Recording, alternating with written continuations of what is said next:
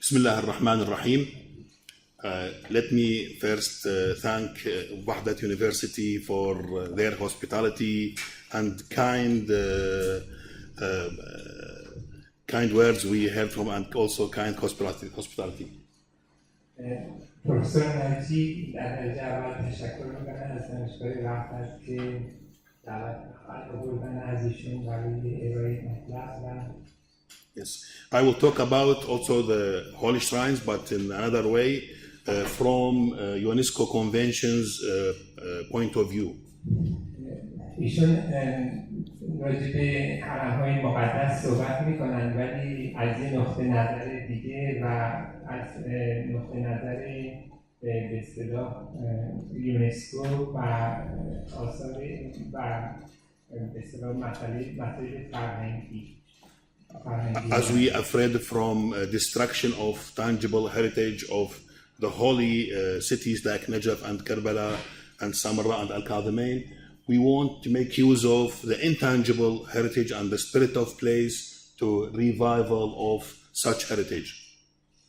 مطلبی که عنوان پیپری هست یا مقاله‌ای هستش که جناب پروفسور ناجی و همکارانشون تهیه کردن در رابطه با Intangible Cultural Heritage هست.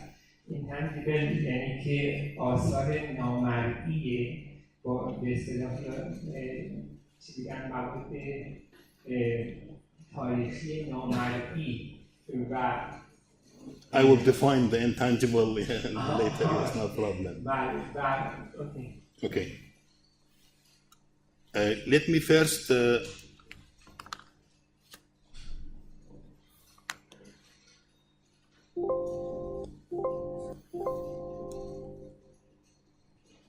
okay, what is culture from the UNESCO point of view?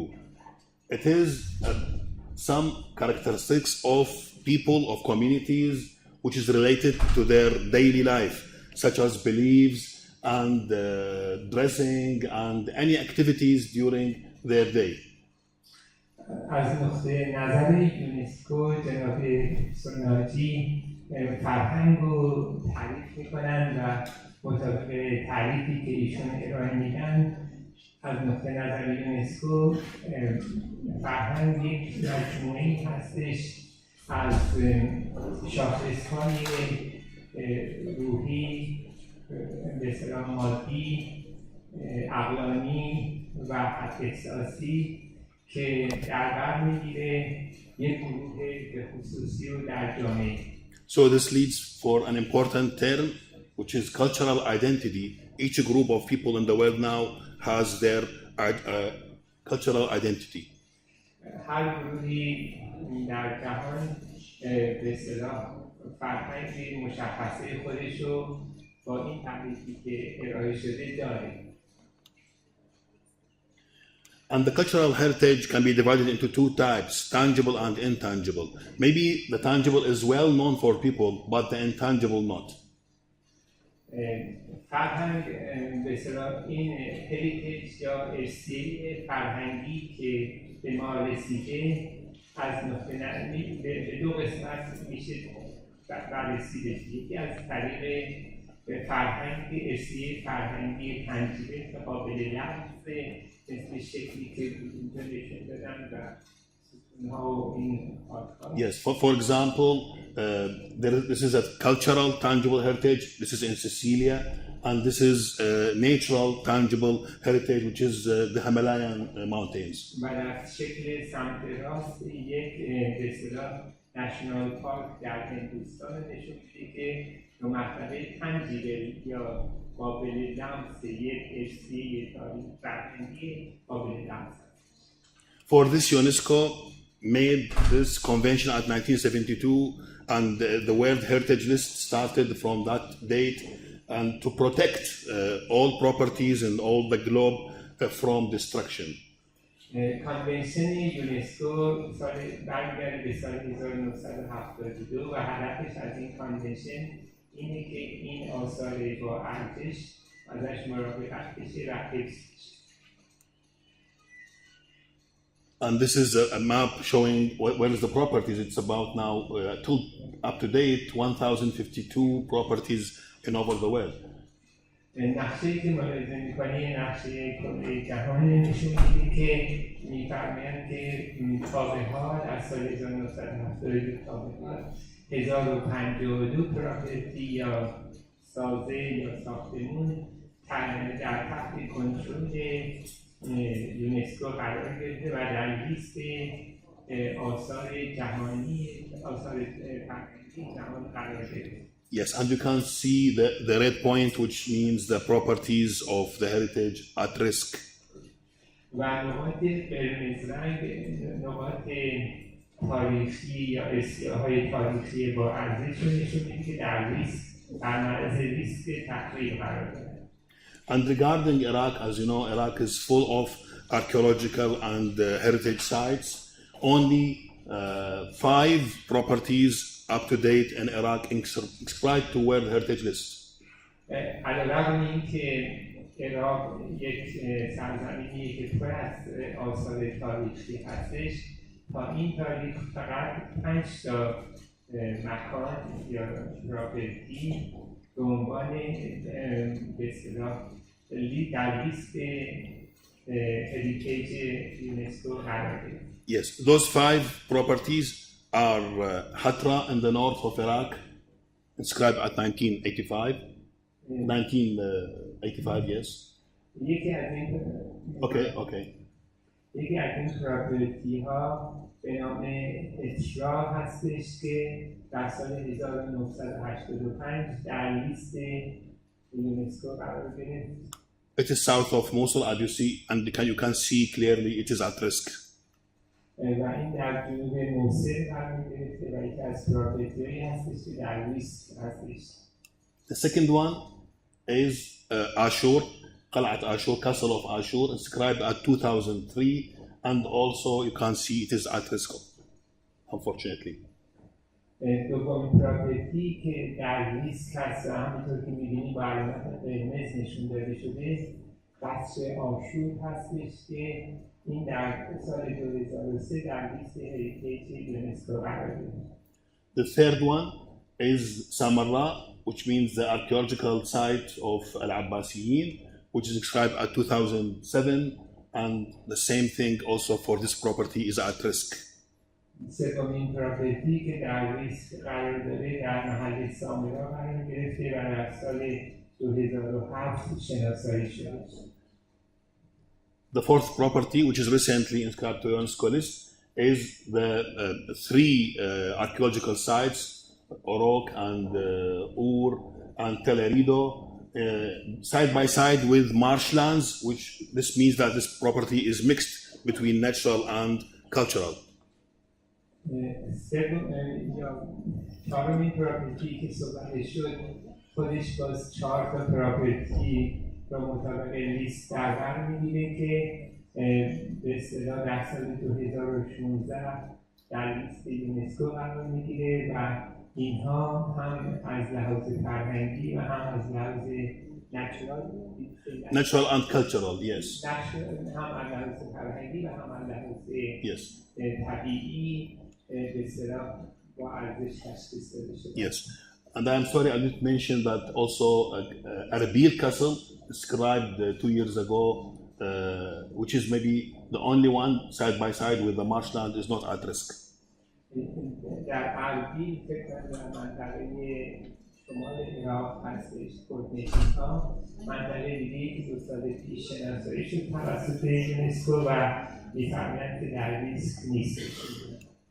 The tentative list, which each property should be in this list 1 year as a minimum before inscribing to the list of World Heritage, you can see clearly that Wadi Salam in Najaf, it's a very famous and well-known cemetery in the world, inscribed at the tentative list since 2011. وادی سلام در نجف اشرف یکی از پراپرتی‌هایی هستش که قرار در لیست قرار بکنه. It hasn't been Tentative list, yes. وقتی. And me and my friend Rashid are working to prepare the dossier for UNESCO, and we hope that maybe next year which will be inscribed at the heritage list.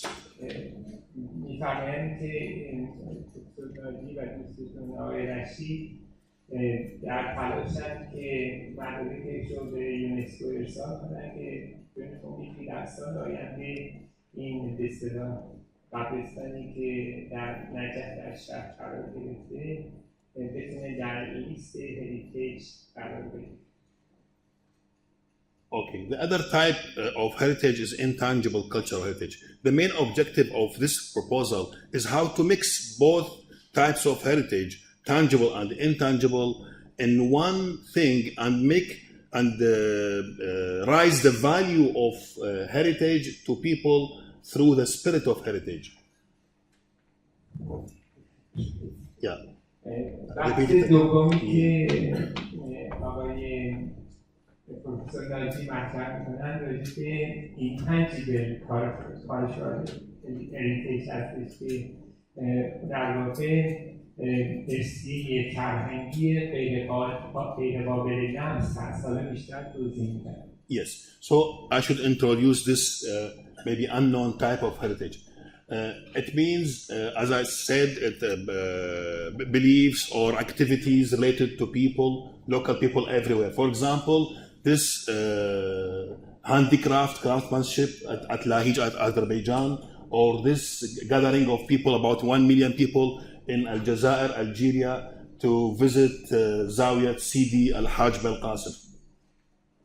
از مثال‌هایی که راجع به ارثیه‌های فرهنگی غیرقابل لمس میشه عنوان کرد، یکیش به اصطلاح این کار با ارزش دستی هست که در آذربایجان داره ارائه میشه و قسمت دیگه سفر زیارتی هستش که در الجزیره صورت میگیره و 1,000,000 نفر اونجا شرکت میکنه. For this, UNESCO started another 2 conventions at 2003 and 2005 to promote and protect such type of heritage. در سال 2003 و بعد در سال 2005 هم یونسکو یک دستورالعمل دیگه‌ای ساخت که اینها رو به رسمیت بشناسه. این نوع Intangible cultural heritage. Yes, and this is also a map showing which country inscribed elements. Here we named element, not property, of intangible cultural heritage. And you see the darker green means that more elements are inscribed in the representative list of UNESCO. این به اصطلاح نقشه جهان که ملاحظه می‌کنین هرچی که رنگ تیره تر میشه نشون میده که این به اصطلاح فرهنگ‌های غیر قابل لمس تمرکزش در چه جاهای دنیا بیشتره و الان اگه ملاحظه کنین بیشترین رنگ در اینجاست با رنگ قرمز نشون میده. And you can see also Iran is one of the active countries in dealing with such type of heritage, and the regional center of UNESCO is at Tehran.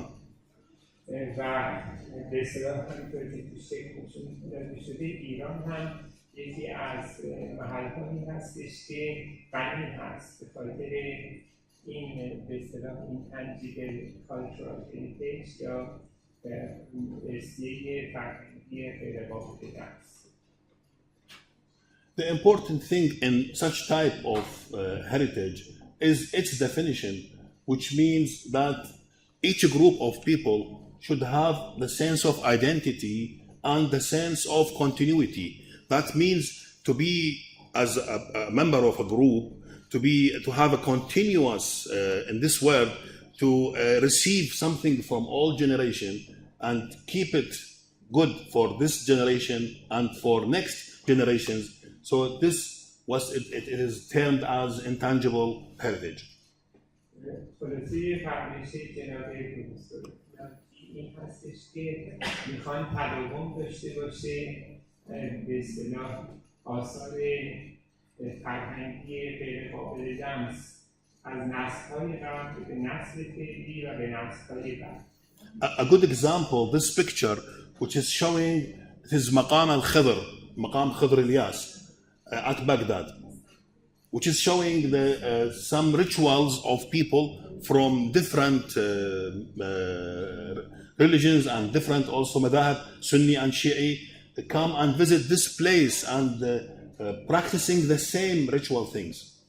مقام حضرت خضر که در این عکس نشون داده شده یک شاخص دیگه‌ای از Intangible Cultural Heritage که نشون میده افرادی با زمینه‌های عقل تسنن و عقل تشیع همه به این محل مراجعه می‌کنن برای زیارت. This is at Baghdad. Yes. So for this, the UNESCO Convention focused on we must safeguard such type of heritage which keep the diversity of the world and diversity of groups. لذا یونسکو حساسیت نشون میده که این نوع آثار فرهنگی غیر قابل لمس نیست پروتکت بشه و حفظ بشه از اینکه از بین بره. Yes. So now to complete the definition of such type of heritage, let us see what is the types of this intangible heritage. The first, and I took this from the convention, oral traditions and expressions. For example, this folk songs from North Korea, and another example, this epic of Kyrgyzstan. این اصلی فرهنگی غیر قابل لمس رو به دسته‌بندی‌های مختلفی میشه براش انجام داد. یکی از دسته‌بندی‌هایی که انجام میشه به اصطلاح در رابطه با رفتارهای صوتی و حرکت‌هایی است که انجام میشه. حالا این به صورتی است که در کره شمالی در سال 2014 در عکس سمت چپ نشون داده شده و در قزاقستان در سال 2013 در عکس سمت راست. Yes, this is, for example, is a malhama, we mean in Arabic, or I think hamasat in Persian language, which is a story. Maybe it is not real a story, but it's important for this group of people to be transferred from generation to generation because it's identity for those people. پروفسور توضیح میدن که در شکل سمت راستی داستان‌های حماسه‌ای از یک نسلی به نسل بعد The other type of intangible heritage is the performing arts. For example, this is at Austria in Europe. This is a classical horsemanship dancing, or this is at Japan, and you can see the inscribing of this element at the word list. مثال گروه دومی که مطرح شد راجع به Intangible Cultural Heritage گروه پرفورمینگ آرت یا هنر در با اجرای هنر هست که هنرمندانی نشون میده در اتریش در سال 2015 که این دستی با اسب برای مارش که با اسب انجام میدن رکورد شده به عنوان یه هریتیج فرهنگی و همینطور در ژاپن در سال 2010 حرکتی که به نمایشی که انجام میشه این هم ثبت شده به عنوان Yes, the other type is social practices or rituals and festive events. For example, cooking this meal, which names kishkek, it is at Turkey. There is special ceremonies and special poems said and also dressing and so on, and it's practiced by also male and female together. این یه به اصطلاح شق سوم یا بخش سومی از Intangible Cultural Heritage عنوانش از Social Practice, Rituals and Festival Events یا رفتارهای جامعی و چیزهایی که سنت‌ها یا فستیوال‌هایی که هست که اینجا نشون میده که یک غذایی دارن درست میکنن هم آقایان و هم خانومان با امن. Yes. So the objective is not to keep this meal, but the tradition of the meal. و هدف این نیست که این غذایی به خصوص حفظ بشه بلکه این مراسمی که برای تهیه این غذا صورت میگیره باید حفظ بشه. The other also example of such type of heritage is from Kashan, from Iran, which is named Kalsyun rituals. I don't know the real story. One of the named Sultan Ali killed and buried at a river by covering him inside the carpet. And each year there is a ceremonies inside Kashan, carrying the carpet in that way and celebrating the memorandum of his killing. نکته مثال دیگه‌ای که از این گروه سوم توسط نوشی مطرح میشه برمیگرده به مراسمی که در کاشان at کاشان در کاشان صورت میگیره و در این مراسم که در سال 2012 ثبت شده ظاهراً یه فرشی رو لوله میکنن و به چیزی در رابطه با حضرت علی این مراسم رو اجرا میکنن. The other type of this intangible heritage is the knowledge related to the nature. For example, at Belgium, they are fishing the shrimp in a traditional way. شرط چهارمی که در رابطه با Intangible cultural heritage مطرح میشه چیزهایی هستش که در رابطه با طبیعت صورت میگیره. مثلا شکلی که اینجا ملاحظه میکنیم در بلژیک هستش که در سال 2013 ثبت شد و یه روش خاص ماهیگیری رو نشون میده.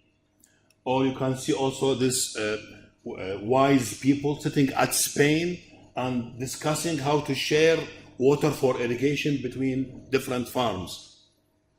مثال بعدی از این شرط چهارم اسپانیا رو نشون میده که در سال 2009 ثبت شد و نحوه آبرسانی رو با مردم در Sharing the water, yes, between farmers. Yeah. The last type of the intangible heritage is the traditional craftsmanship, like, for example, this using the marble, how to make drawings and paintings on the marble. This is at Greece. آخرین شرط یا پنجمین شرط Intangible cultural heritage در رابطه با صنایع دستی هستش که اینجا در یونان نشون میده یه نفر مشغول به اصطلاح حکاکی روی سنگ هست و این در سال 2015 ثبت رسیده. Or the other example also from Indonesia, which they are use the wood from nature to manufacture this music instrument. یا نکته بعدی برگرده به اندونزی که در سال 2010 این ثبت رسید و از چوب استفاده میکنن برای اینکه یه نوع آلت موسیقی رو بسازن. Okay, so the convention also said that not any element can be cultural identity. It should respect human rights. This is one condition. بذار نکته‌ای که اینجا توسط ناجی مطرح میشه اینه که باید در تمام این زمینه‌هایی که عنوان شده حقوق بشر رعایت. Yes. The second thing is mutual respect between groups.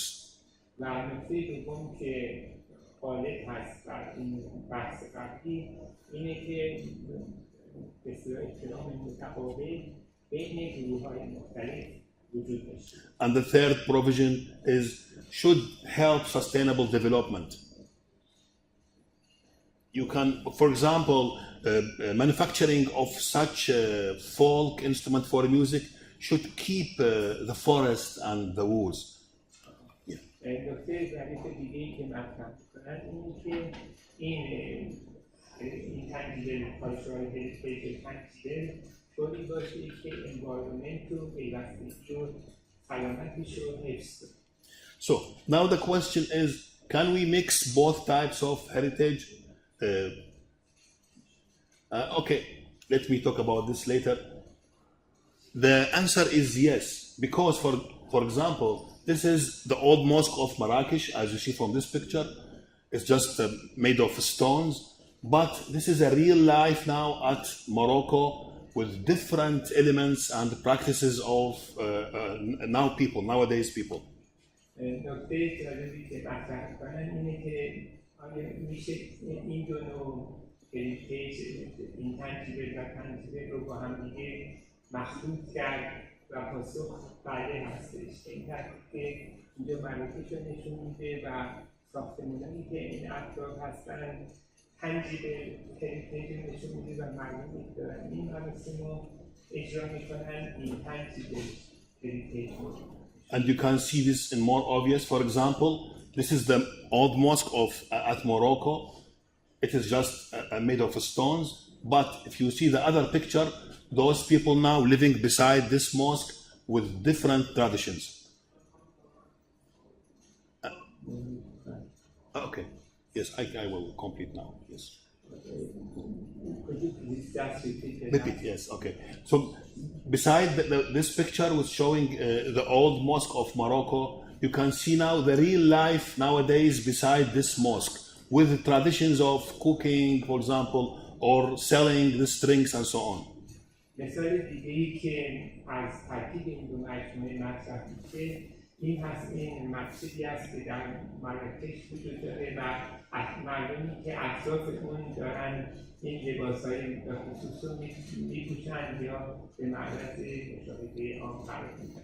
Okay, another example of holistic view to heritage is this shrine of Jongmyo dynasty at Seoul, at South Korea. You can see now this space, it's on the World Heritage List, but it is without life. But if you see the other now picture, you will see the traditions related to this building. آخرین یا مثال دیگه‌ای که از تلفیق این دو هریتیج تنجیبل و اینتنجیبل عنوان میشه در سئول هستش در کره که شکل سمت راست نشون میده که این تنجیبل هریتیج هست و شکل سمت چپ مجموعی از تنجیبل و اینتنجیبل هریتیج نشون میده. So let me go to Najaf, the case study, and what is the proposal of my research and my colleagues Rashid and Intisar about this. This is the historic part of Najaf. And this is the holy shrine of Amir al-Mu'minin alayhi salam.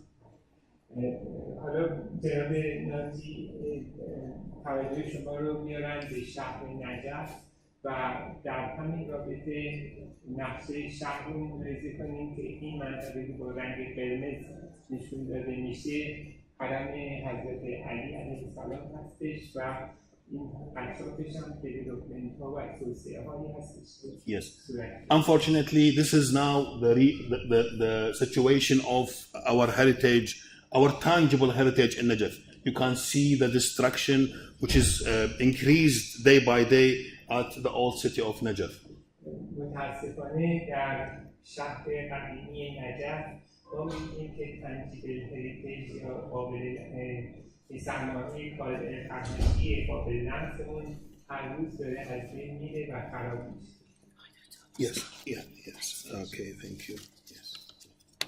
So the proposal have a main statement which is Najaf as a city of living heritage.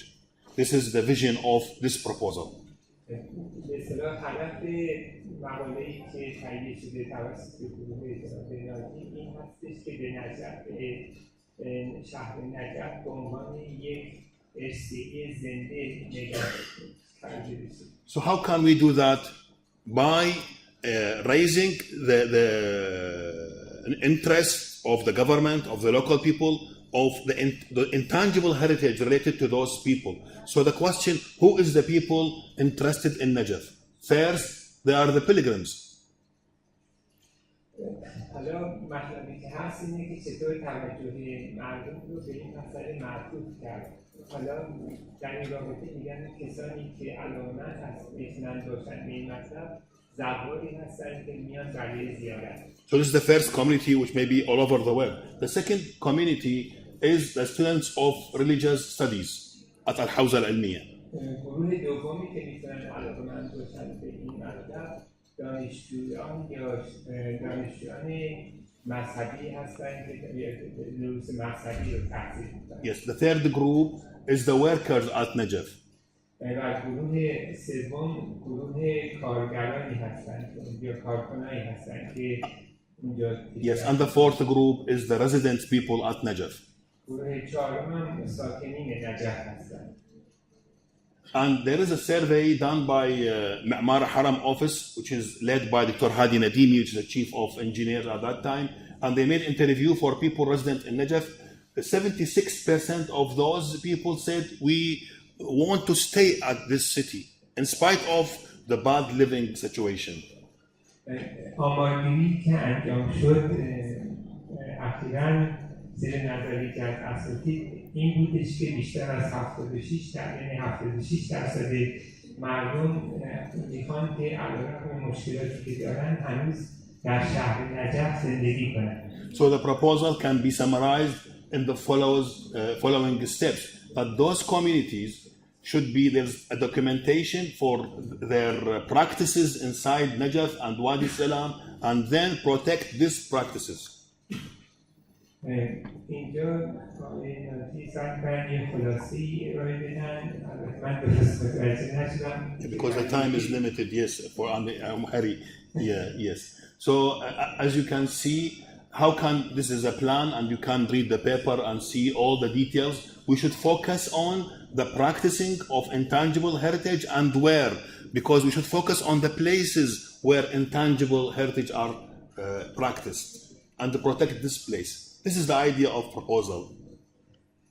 چکیده مطلب رو توی این چک مارک‌های شماره 3 و شماره 4 ارائه میدن. ایشون که به اصطلاح چه کسی هستش که ICH رو انجام میده و کجا، و آخریش اینه که چرا کامیونیتی یا این جامعه ICH رو باید پراکتیس کنه. Yes. And this is an action plan showing the proposal with different steps, and this can be done, this is the last slide, by a community museum. And we have this museum now in Najaf. The name of the museum is Museum of Najaf Heritage. It is for the recent history of heritage, but can do this mission for Najaf. Yes. این اسلاید آخر هستش که نشون میده که به اصطلاح یه میوزیومی هستش داخل نجف و به اصطلاح هدف میوزیوم این هستش که این آثار فرهنگی رو در خودش نگه داره. Thank you very much for your listening, and thank you.